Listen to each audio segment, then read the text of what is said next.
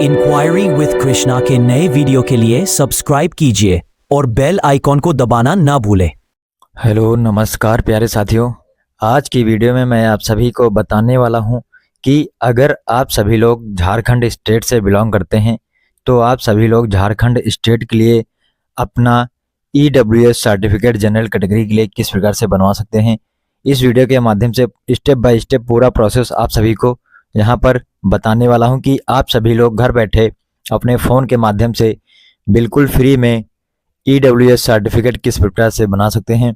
यहाँ पर आवेदन से लेकर के प्रिंट तक मैं आपको पूरा प्रोसेस बताऊंगा कि आप सभी को किस प्रकार से EWS सर्टिफिकेट बनाना है। EWS सर्टिफिकेट बनाने के लिए आप सभी को सबसे पहले सर्विस प्लस की ऑफिशियल वेबसाइट पर आ जाना है। सर्विस प्लस की ऑफिशियल वेबसाइट पर आने के बाद यहाँ पर आपको लॉगिन कर लेना है यूजर आईडी और पासवर्ड डाल करके। यूजर आईडी और पासवर्ड डालने के बाद यहाँ पर आपका अकाउंट लॉगिन हो जाएगा। अकाउंट लॉगिन होने के बाद आपको यहाँ पर स्टेट चूज कर लेना है। यहाँ पर स्टेट में आपको झारखंड चूज कर लेना है। उसके बाद में आपको नीचे की ओर स्क्रॉल करना है या फिर आपको यहाँ पर एक ऑप्शन दिख जाएगा अप्लाई फॉर सर्विसेज का, तो यहाँ पर आप सभी को अप्लाई फॉर सर्विसेज के ऑप्शन पर क्लिक कर देना है। उसके बाद में यहाँ पर आपको एक ऑप्शन दिख जाएगा व्यू ऑल अवेलेबल सर्विसेज का, तो यहाँ पर आपको व्यू ऑल अवेलेबल सर्विसेज के ऑप्शन पर क्लिक कर देना है। उसके बाद में आपके सामने कुछ इस प्रकार से सर्विसेज आपको देखने की मिल जाएंगी। उसके बाद में आपको नीचे की ओर स्क्रॉल करना है। नीचे की ओर स्क्रॉल करने पर यहाँ पर आपको एक ऑप्शन देखने की मिल जाएगा income and asset certificate for EWS, तो आप सभी को income and asset certificate for EWS के ऑप्शन पर क्लिक कर देना है। क्लिक करते ही आपके सामने कुछ इस प्रकार से आवेदन फॉर्म ओपन होकर के आ जाएगा।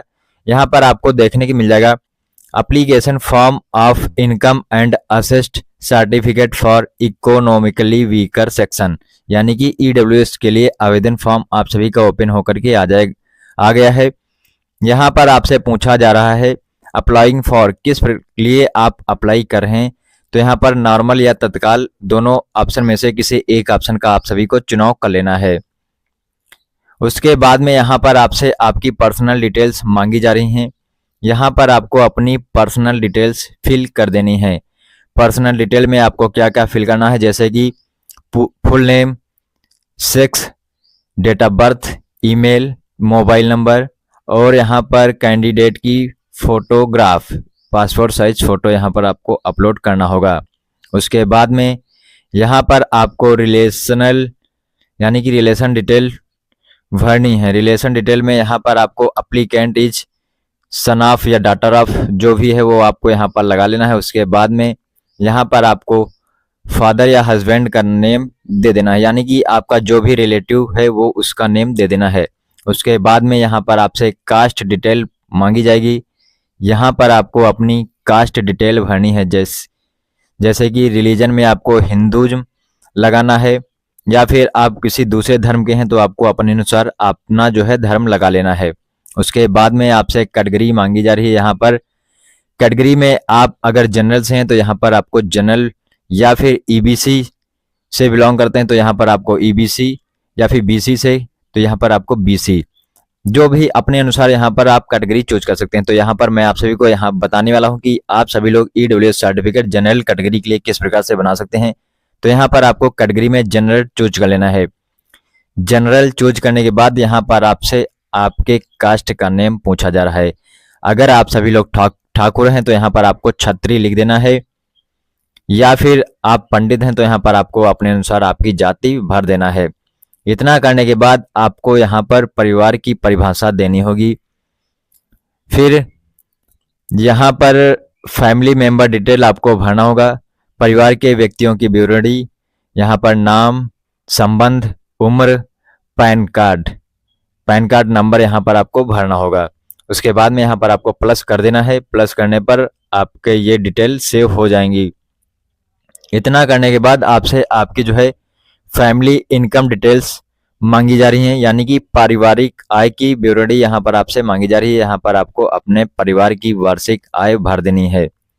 अगर आपकी वार्षिक आय सैलरी से है तो सैलरी, एग्रीकल्चर से एग्रीकल्चर, बिजनेस से है तो बिजनेस, प्रोफेशन से है तो प्रोफेशन, अदर सोर्सेस हैं तो अदर सोर्सेस। यहाँ पर आपके परिवार की कुल कितनी आय है वो यहाँ पर आपको टोटल फिल कर देनी है।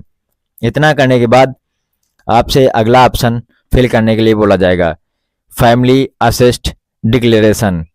तो यहाँ पर आपको फैमिली असिस्ट डिक्लेरेशन को फिल कर देना है। यहाँ पर आपसे पूछा जा रहा है कि कृषि योग्य भूमि का कुल क्षेत्रफल आपके पास कितना है। जितना भी आपके पास है वो यहाँ पर आपको भर देना है, नहीं है तो यहाँ पर आपको 0 भर देना है। आवासीय मकान का कुल क्षेत्रफल कितना है, वर्ग फीट में आपको यहाँ पर भरना है, यहाँ पर आपको एकड़ में भरना है। उसके बाद में अधिसूचित म्यूनिसिपैलिटी आवासीय मकान का कुल क्षेत्रफल वर्ग यार्ड में यहाँ पर आपको भर देना है। अगर नहीं है तो यहाँ पर आपको 0 या फिर ब्लैंक ही छोड़ देना है। यहाँ पर ब्लैंक आप नहीं छोड़ सकते हैं क्योंकि स्टार है, इसलिए आपको यहाँ पर 0 भर देना है। उसके बाद में अधिसूचित म्यूनिसिपैलिटी के अलावा आवासीय मकान का कुल क्षेत्रफल अगर आपके पास है तो यहाँ पर आपको क्षेत्रफल वर्ग यार्ड में भर देना है। अगर आपके पास नहीं है तो यहाँ पर आप 0 फिल कर सकते हैं। उसके बाद में आपसे परमानेंट एड्रेस आपसे जो है फिल करने के लिए बोला जाएगा। यहाँ पर आपको अपना परमानेंट एड्रेस फिल कर देना है। यहाँ पर आपको कंप्लीट एड्रेस भरना है, फिर आपको विलेज, गांव या शहर, फिर country, state, district, sub division, circle और पोस्ट ऑफिस, पुलिस स्टेशन, मोहल्ला, पिन कोड, लोकेशन आपको अपने अनुसार चूज कर लेनी है। उसके बाद में यहाँ पर आपको एक डिक्लेरेशन फॉर्म मिल जाएगा। डिक्लेरेशन फॉर्म को आपको सही से पढ़ लेना है, ध्यान से पढ़ लेना है। उसके बाद में यहाँ पर आपसे एडिशनल डिटेल्स मांगी जाएंगी। यहाँ पर आपको एडिशनल डिटेल फिल कर देनी है। एडिशनल डिटेल्स आप सभी लोग अपने अनुसार फिल कर सकते हैं। उसके बाद में यहाँ पर आपको एक कैप्चा कोड दिया गया है। इस कैप्चा कोड को बॉक्स में फिल करके सबमिट के बटन पर क्लिक कर देंगे। सबमिट के बटन पर क्लिक करते ही आपका फॉर्म सक्सेसफुली सबमिट हो जाएगा। उसके बाद में आपको प्रीव्यू फॉर्म का दिखाया जाएगा, आपको प्रीव्यू देख लेना है। उसके बाद में आपको सभी डॉक्यूमेंट अपलोड कर देना है। जो जो डॉक्यूमेंट आपसे मांगे जा रहे हैं वो सभी डॉक्यूमेंट आपको अपलोड कर देना है। एक एक डॉक्यूमेंट आपको करके अपलोड करना है। अगर आपसे PDF फॉर्मेट में डॉक्यूमेंट मांगे जा रहे हैं तो आप सभी को PDF फॉर्मेट में डॉक्यूमेंट अपलोड कर देना है। अगर JPG में मांगे जा रहे हैं तो आप सभी को JPG में ही अपने डॉक्यूमेंट अपलोड कर देना है। डॉक्यूमेंट अपलोड करने के बाद आपको आपके फॉर्म का पुनः प्रीव्यू दिखाया जाएगा। प्रीव्यू आपको चेक कर लेना है। अगर सब कुछ फॉर्म में सही पाया जाता है, कोई त्रुटि नहीं है, तो आपको फाइनली सबमिट कर देना है। फाइनली सबमिट करने के बाद आपको एक पावती रसीद प्राप्त हो जाएगी। उस पावती रसीद को अपने फ़ोन में सुरक्षित कर लेना है। फ़ोन में सुरक्षित करने के बाद आपका आवेदन सक्सेसफुली हो जाएगा। फिर आप सभी को 1 हफ्ते के बाद यानी कि 7 दिनों के बाद आप सभी को पुनः से अपना स्टेटस वापस आकर के यहाँ से चेक कर लेना है। स्टेटस चेक करने के लिए आपको लॉगिन करना होगा। लॉगिन करने के बाद यहाँ पर एक ऑप्शन आपको देखने के मिल जाएगा व्यू स्टेटस ऑफ एप्लीकेशन का। तो यहाँ पर आपको व्यू स्टेटस ऑफ एप्लीकेशन के ऑप्शन पर क्लिक कर देना है। उसके बाद में ट्रैक एप्लीकेशन स्टेटस के ऑप्शन पर क्लिक कर देना है। ट्रैक एप्लीकेशन स्टेटस के ऑप्शन पर क्लिक करने के बाद आपके सामने कुछ नेक्स्ट पेज ओपन होकर के आएगा। यहाँ पर आपको अपना एप्लीकेशन रेफरेंस नंबर फिल कर देना है।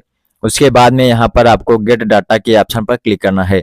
गेट डाटा के ऑप्शन पर क्लिक करते ही आपका स्टेटस यानी कि EWS से जो आपने अप्लाई किया था EWS सर्टिफिकेट के लिए, वो आपका स्टेटस यहाँ पर ओपन होकर के आ जाएगा।